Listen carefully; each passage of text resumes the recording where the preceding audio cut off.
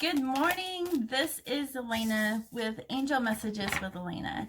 Thank you for joining me. I am doing something kind of different. Last night, this is December 22nd, and this is not going up until Christmas Day.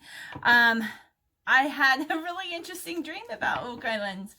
And I still haven't done the candle burning for the spirits of Oak Island, but I'm going to use St. Jude because he is this patron saint for those who have gone through difficult or desperate times. Yeah, I kind of feel like a lot of people on Oak Island kind of was like that. So I want to thank you all first before I jump into the reading. Yes, thank you for subscribing, for liking, for sharing, for embedding my videos into yours, for watching my playlist, for being part of my family, leaving me comments. If you haven't left a comment, just leave me a heart. I will get the message. Thank you so much. I've been I have been able to read energies, and a lot of them were really lifelike, not invisible people, or not, that you play with people or things that was invisible, because I did that too. But I did play with spirits for 5 years, and it was like almost 13 years later that I found out that they were spirits. So but that only made what I do even more stronger. And adding oracle cards this last year is like amplified 1,000% of my intuition. And it's really helped me to focus and to identify where the energies are coming from. Now, I've always had powerful dreams. My dreams sometimes were night terrors that kept me into paralyzed while you're sleeping, and sometimes I felt like there was pressure on top of me of entities that wouldn't let me speak, or they would hold on to my vocal cords, so I couldn't speak. I had to really learn to do a lot through love and through the heart of unconditional love, and how God loves me and loves you. So Daddy God has always been with me. Jesus, my friend, has always been with me. And because I've always seen Jesus as my best friend. Always. It's just like hand in hand, we're walking together. So my dream was really interesting, and I went to bed pretty early last night. I don't know, it gets darker here, so I'm in bed like between 9 and 9:30, which is kind of early. I used to not be able to do that, and I would be up until like 1 o'clock in the morning. So now it's the other way. I'm going to bed sooner. So I have 4 dogs on my bed, and then I have a body pillow that I sleep with, because they all like to sleep on my body pillow as well. And as I was dreaming, this character came in from the right side. And the right side is the spiritual side. It's, the faith, it's, the other world, but the other world is coming within us. I hope a lot of people is understanding. We're seeing a lot of things that we're supposed to have faith for, but we are, seeing the prophecies into completion. So this character come in, and I'm like, what are you doing here? I didn't ask you to come in yet, but I have been thinking about that. And I was even thinking, even last night, to do the candle. And it's like, well, no, I just don't feel that it's right.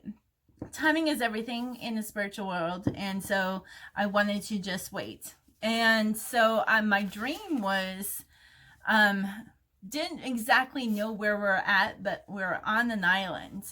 And on this island, it's really weird, because it's like all of these 3 centuries are all colliding, from the 18th century, the 19th to 20th century, and the 21st century, all together at one time. And then even something futuristic happened towards the end. So yeah, it was really interesting to be in this dream, and to be like in the 17 and 1800s, and put myself out on there as well. Now, a mother figure was in this dream. We're living kind of like regular Victorian houses on Oak Island, though, Nova Scotia. And now my mom had died of cancer in real life, and her mom took care of her towards the end of her life. But in this dream, it was this mother figure had her mother take care of her and cure her of cancer. And and didn't even know if cancer was really a thing back then, but of a sickness. And she would drink these drinks, and even it was something kind of milky. And when my mom died of cancer, she was drinking some kind of juice that was supposed to help improve immunity, but also help her fight cancer. It didn't work for her, but in my dream, it did.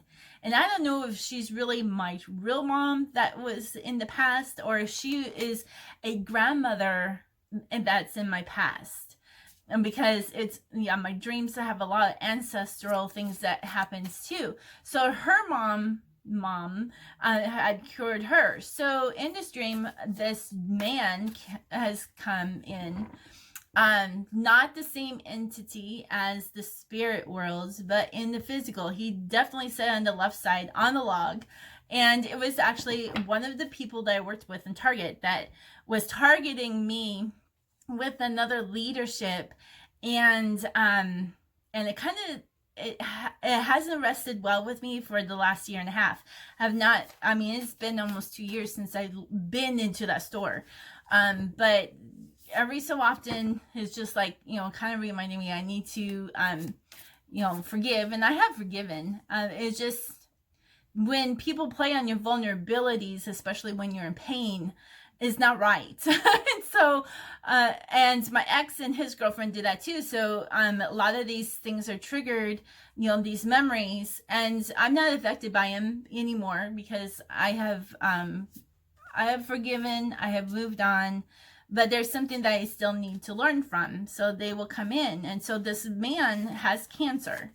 And then found out that this mom in this dream had been cured of cancer, and she knows how to do it.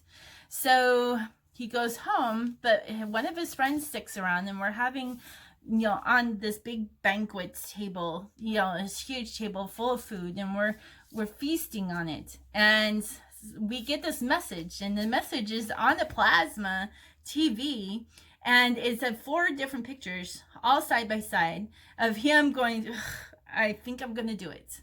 And he's like looking down and going back up and is like, I think I'm gonna do this. And then the next one's is like, what do I need to know? This is what I have. What do I need to bring? And so there's like toothpaste and toothbrushes and toiletry items. Other ones was food. And the other one, cologne and perfumes. It was really interesting. And so I'm sitting on an older phone trying to text him. It's like, Mom, what did you want me to text him back? And it's just like, ha ha ha ha. It's like, yeah, we kind of understand, but this is kind of crazy what you're asking to bring. And on there it's like, bring your toothbrush. And then I said, bring this cot or this mat and I don't know, it didn't get finished. I don't even know if I sent that message. But then it flashes into another part where he's here. So he must have got the message. And my mother, grandmother, great-great-great-grandmother is giving this man this milky drink every day. And I'm watching, and I'm like, is this supposed to make him sick? Okay, because at first he was doing really good, and then the more he was taking it, the sicker he got.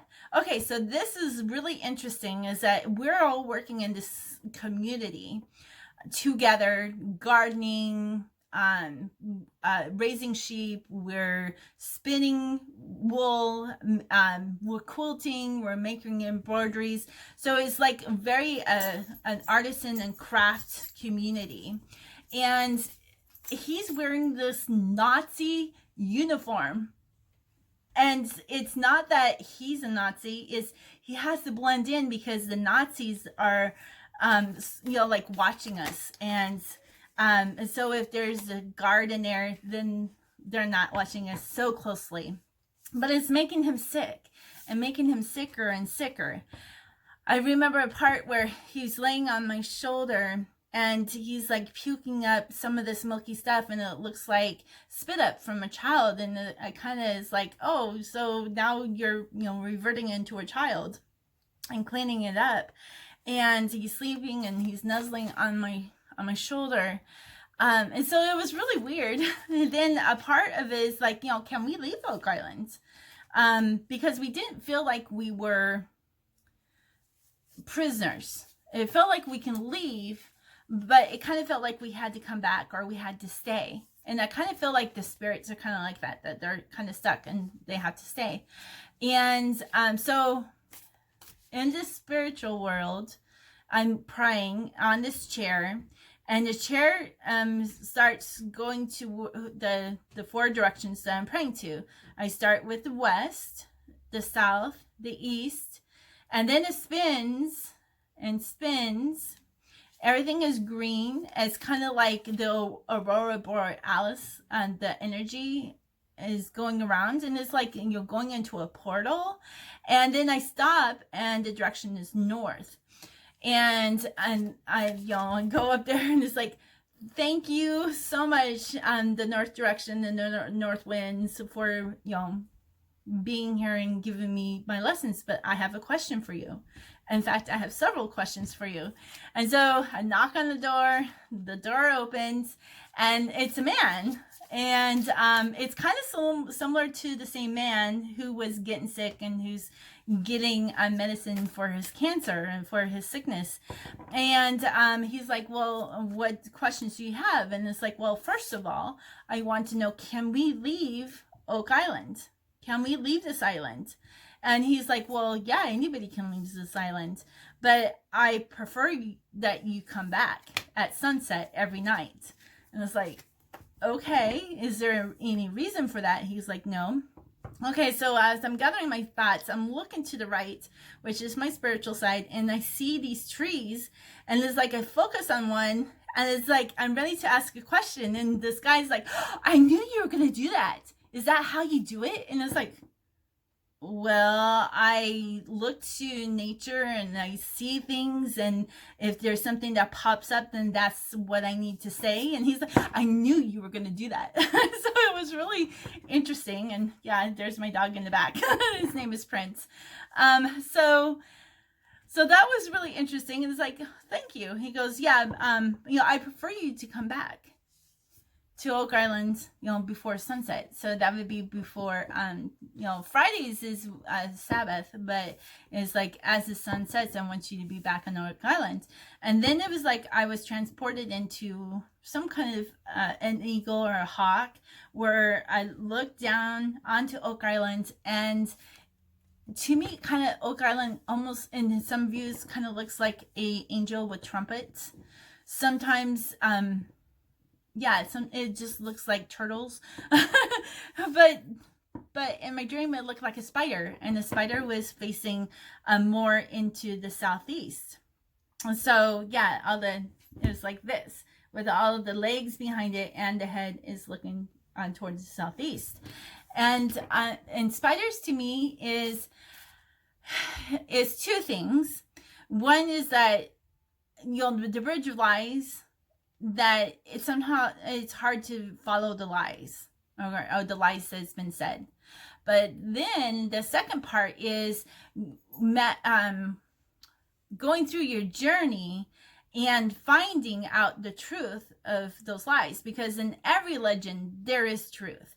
We just have to figure out, well, which truth is it, and why was it hidden? And so it's just like, the spider has orchestrated and had planned all of these lies, but there's truth in it. It's how we were trained in multiple choice, or true and false questions, actually, is if there's one negative in there, it's false.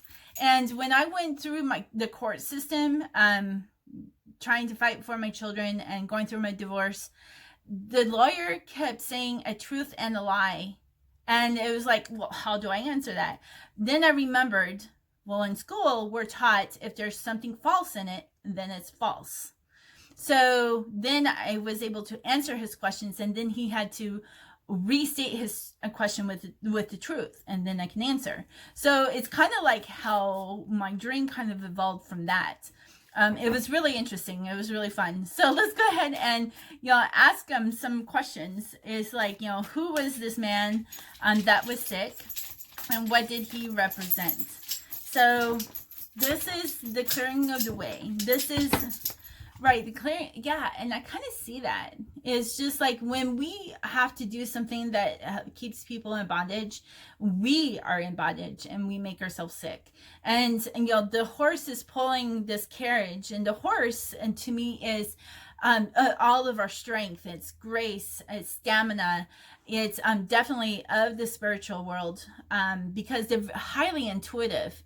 I put people on horses on trail rides because the horses help me select which ones that they wanted, because they can feel their people's energies, and how this male and female that is on it would be on the right side for you is working together. It's like the bride and bridegroom, which we talk about the Templars, but we don't always talk about the family, the bloodline of Jesus, because we all think that he was single. It's like, no, he was not. I mean, he was not, because he would have grown up in the same kind of culture as the Jewish families, where at a certain point they would get married and they would have children. And then I kind of feel that he was forced into this marriage and remarried to Mary Magdalene, because the thing about prophets is you speak it, then you go through it, and then you come through the other side. That's how God has used me as well. Is an example of that was my horses were my joy. I felt forced to have to sell or get rid of my horses, and I did sell 2 of them out of the 3 that I had. And I stated to him, I said, "You have stolen my joy." All right. Fast forward 6 years. Oh, actually, it would have been about 8 years when longer than that, even 10 years. And I'm going through the military, and he did steal my joy, which were my children. So, and then I had to live through those consequences. So it's like, be careful how you speak it, because you will be walking through it. Laws of attraction. But the clearing away of this, the bride and bridegroom of heaven, God the Mother, God the Father, is making that way for us to go home. So there's a 4 of keys. It's about order, and that we all have the key to unlock ourselves to get there. All right. Then we have the King of Scrolls that pops through. This is like the guy who was like the Wizard of Oz, and I was asking him the questions. It's like there's a knowledge that he had, and the planner, the architect, kind of comes in as well. And I feel, this is the gate, but I feel that this is the lighthouse. It's like we are watching the lighthouse, and the lighthouse in biblical times is a person. And even talks about the tower that is in the prophets in the Old Testament, and how the bitter tower is what sees the signs and the symbols. So Mary Magdalene is called the bitter tower. And Magdalene makes it a person, right? Magdalene makes it a person. Magdal, which is the tower, the bitter tower. And so through her prophecies of Revelation, because her name was also John, God's grace, that she sees the signs and symbols, like the oracles. And I didn't just go and read the revelations and it's like, oh, I'm going to solve this. No, I asked permission, and then all these doors were opened. So I have different insights than what other people, because it's like God has given me that code, and literally how the scroll rolled out for me, like in dreams. I mean, I get dreams like this all the time. So careful over there. I have a ramp over there. He's very unsure of. So my next question is, who does the the mother figure represents, who is the healer, who was given this milky substance to us. Who was this person? So this is the muse. This is our inspiration. This is the inspiration. This is Holy Spirit. So this is definitely the mother, the divine feminine energy that comes in. And as an artisan and working through the art, I feel divine energy that comes in that opens up and answers my questions. So I feel that the man at the end was the physical reality of seeing and touching, but the divine energy of the female is through that faith that we can walk through, and it's like it makes that part of that cross, and part of that X. That is through equinox, and this is solstice. So which is kind of interesting because it's like right now we are equal to day and night now, 12 hours and 12 hours. So that's pretty interesting too. But as art, we get inspired by something or someone, or the creativity that flows when we have that inspiration that we want to do that.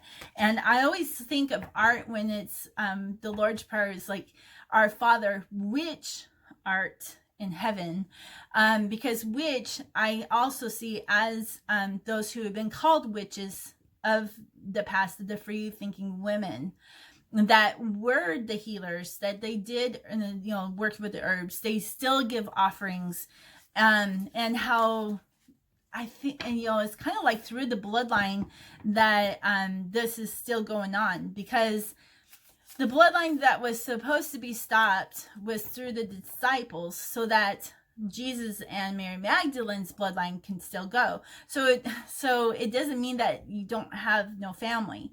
So I'm kind of feeling that this man who had come to get healing is a representation of the physical family, and and putting on something that is not part of them, like tricking the enemy to be like them is not part of it. It makes you sick.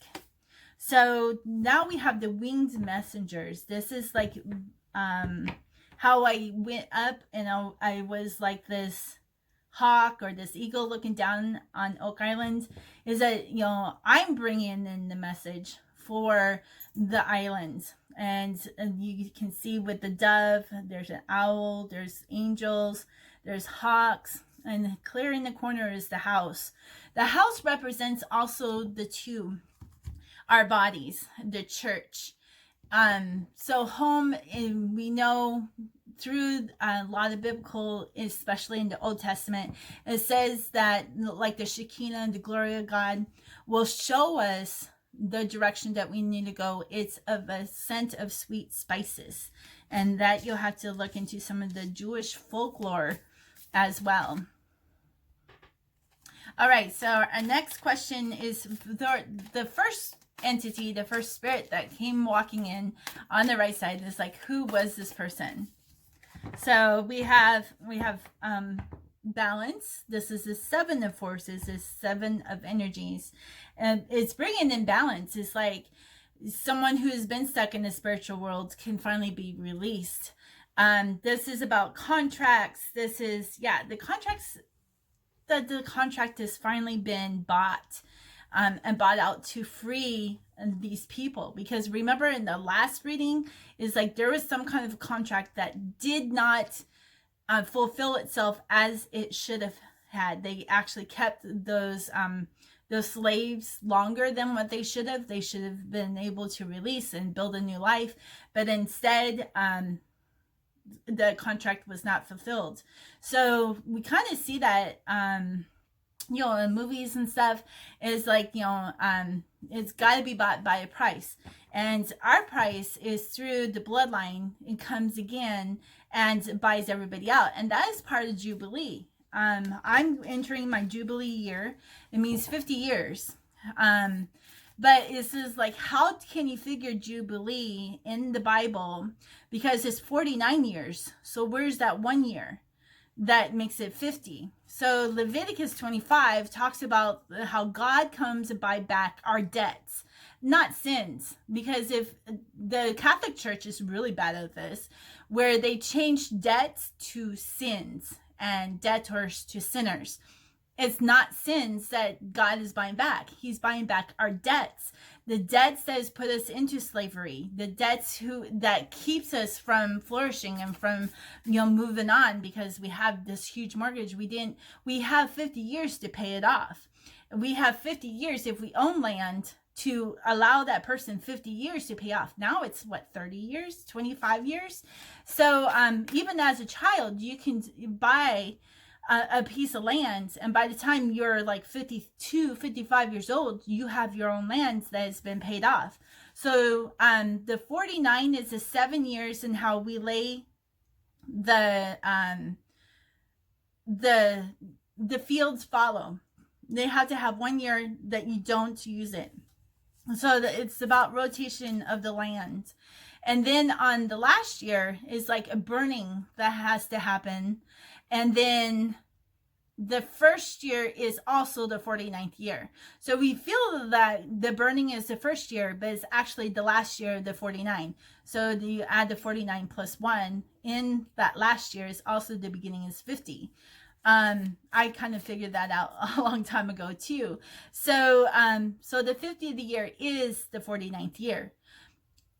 I also see this like how in the Western world, when you're born, that is, you start at day 0. But in Jewish and other cultures, in the goddess culture, you are considered alive and living in the mother's womb. So when you come out 9 to 10 months later, that is your first birthday. I like that much better because we would extinguish a lot of abortions, because that is so against the goddess culture. And if you look at the Bible, it's full of goddess culture, and what the women did and why they did it. Instead of coming in and it's like, oh, they do that, and it's like, why did they do that? So you get a whole another thing that goes on. So that's, the buying off the contracts is that God is buying it back.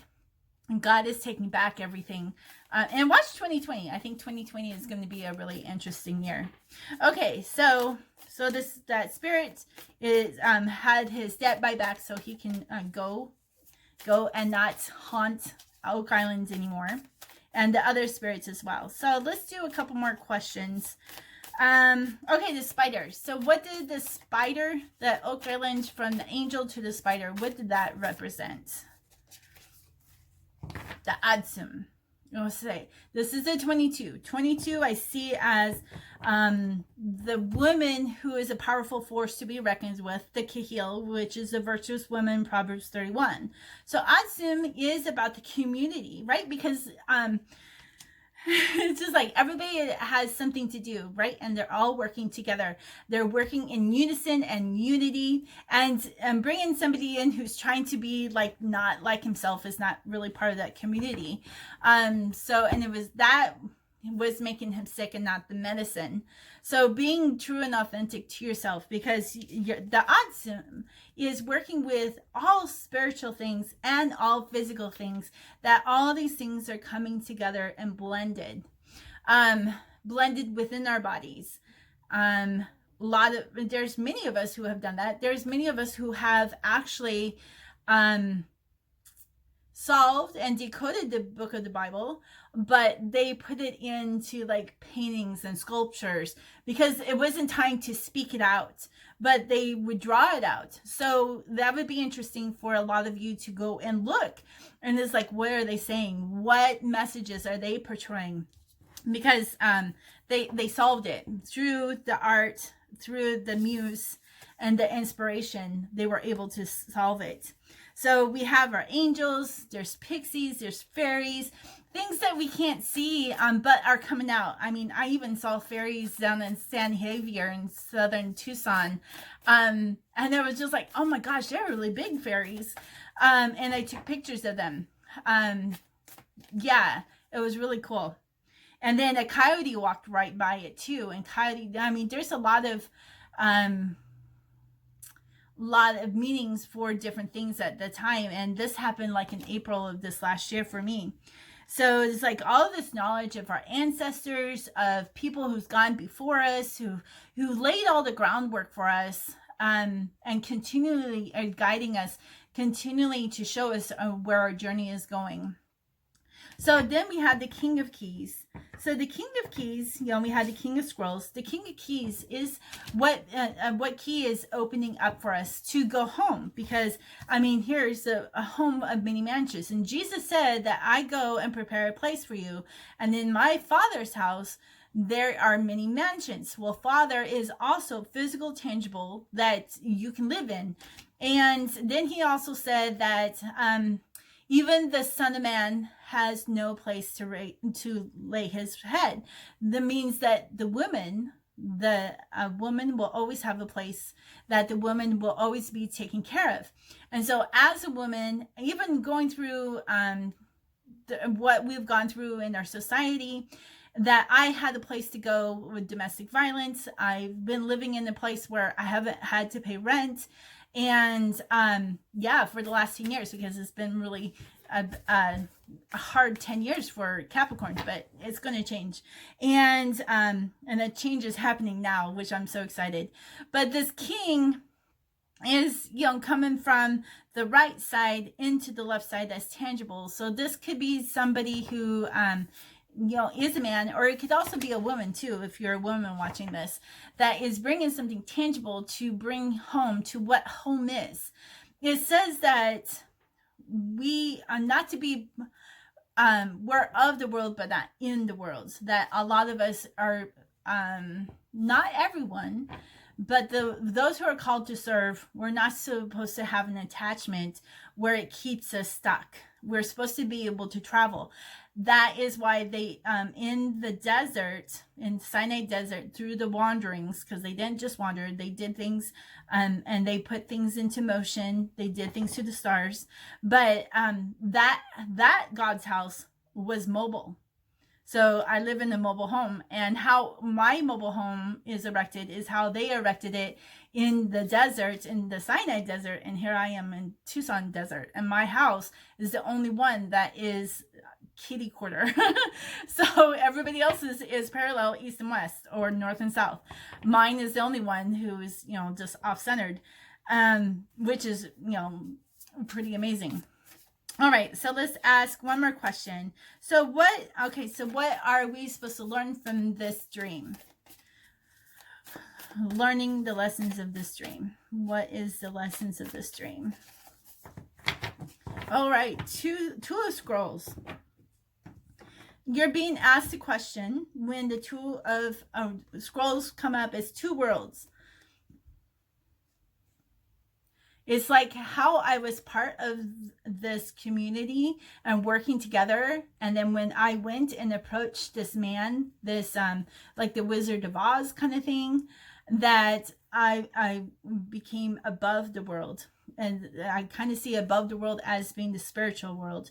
It's like you have to choose. And sometimes you're choosing not between physical and spiritual worlds, but between family and business. Family and your art. Are you spending too much on your art and not enough with your family? Sometimes we have to give up our family in order to do God's work as well. I chose to walk away from my children because of the harassment and stalking that my ex-husband and my ex-friend, who they were end up being lovers, which I knew. I just was in denial. And I came to a state that protects women and men and children of domestic violence. And so I'm protected here as well, not only by my angels. So through that, I got my healing, and I was able to heal and to get amazing dreams of the codes that's in the Bible and ancient scriptures. So also we're looking at two worlds of monetary gain and those blessings that God and the spirit world and divine, the angels are leading us. The difference between just praying and how the church has taught us to pray, or how Jesus has taught us to pray. Jesus and all the prophets in the Bible are manifestors, and they everything that they did manifested this woman as Savior. So it's really amazing when you look and change your perspective, just like King David said in the Psalms. It completely changes you. Yeah, you don't see things the same way. It starts changing. So 2 worlds could be about anything, your art, into the logic, the right brain, the left brain, using your right hand, but using more of your left hand will bring in things of manifestation. So kind of, you're being asked to make that decision, and whatever decision that you don't let it bring anxiety, that there's windows of opportunities and there's financial gain. No matter how you look at it, the financial gain is the things that God is taking care of you. Like, I don't have to come up with money for rent in this house. I am provided for. I mean, I don't even have to pay like anything in this house since this last year.